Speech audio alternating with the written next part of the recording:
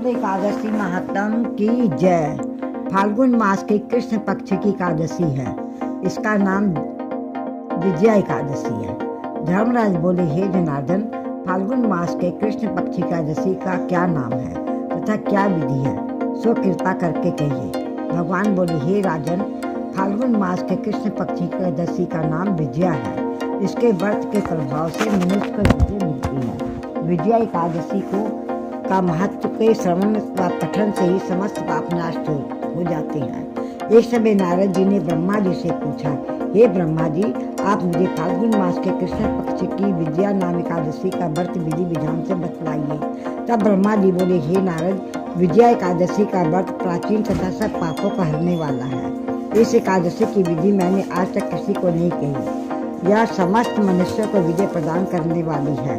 त्रेता युग में श्री रामचंद्र को जब 14 वर्ष का वनवास हो गया, तब वह श्री लक्ष्मण जी तथा माता जानकी से पंचवटी में निवास करने लगे। उस जगह महापापी रावण ने सीता जी का हरण किया।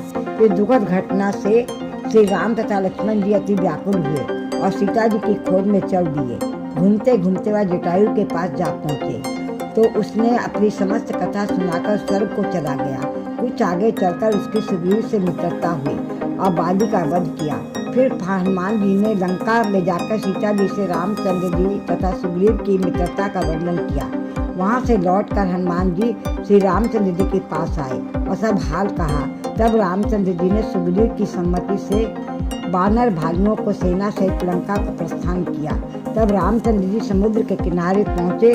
तब उन्होंने महान अगाध मगरमच्छ से युक्त समुद्र को देखकर लक्ष्मण जी से कहा, हे भाई, इस महान अगाध मगरमच्छ से युक्त समुद्र को हम किस प्रकार पार करेंगे। तब लक्ष्मण जी बोले, हे भ्राता, आप आदि पुरुष पुराण पुरुषोत्तम है। यहाँ से करीब आधा योजन की दूरी पर कुमारी द्वीप में बकदा लभ्य नाम के मुनि रहते हैं। उन्होंने अनेक नाम के ब्रह्मा देखे हैं। आप उनके पास जाकर इसका उपाय पूछिए। लक्ष्मण जी के वचन सुनकर रामचंद्र जी बगदा लभ्य ऋषि के पास गए और उनको प्रणाम करके बैठ गए। मुनि ने भी उनका मनुष्य रूप में पुरुषोत्तम समझा और पूछा, हे राम, आप कहाँ से पधारे हैं। तब वह बोले, हे महर्षि, मैं अपनी सेना सहित यहाँ आया हूँ। आप कृपा करके समुद्र पार करने का कोई उपाय बताइए, इसी के लिए मैं आपके पास आया हूँ। तब ऋषि बोले, हे रामचंद्र जी, मैं आपको उत्तम व्रत बतलाता हूँ। फाल्गुन मास के कृष्ण पक्ष की विजया नामक एकादशी का व्रत करने से तुम समुद्र के अवश्य ही पार हो जाओगे और तुम्हारी विजय होगी। हे राम जी, इस व्रत की विधि यह है, दशमी के दिन स्वर्ण, चांदी, तांबा या मिट्टी किसी का भी कलश बनाए।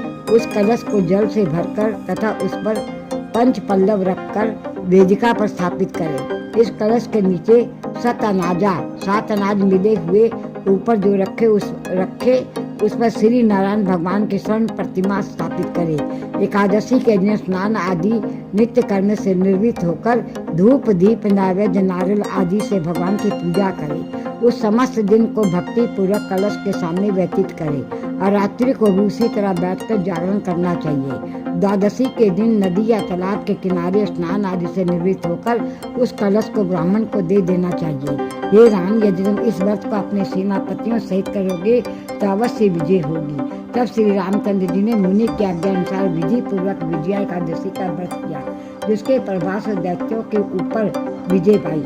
अतः हे राजन, जो मनुष्य व्रत को विधि सहित करेगा उसकी दोनों लोकों में विजय होगी।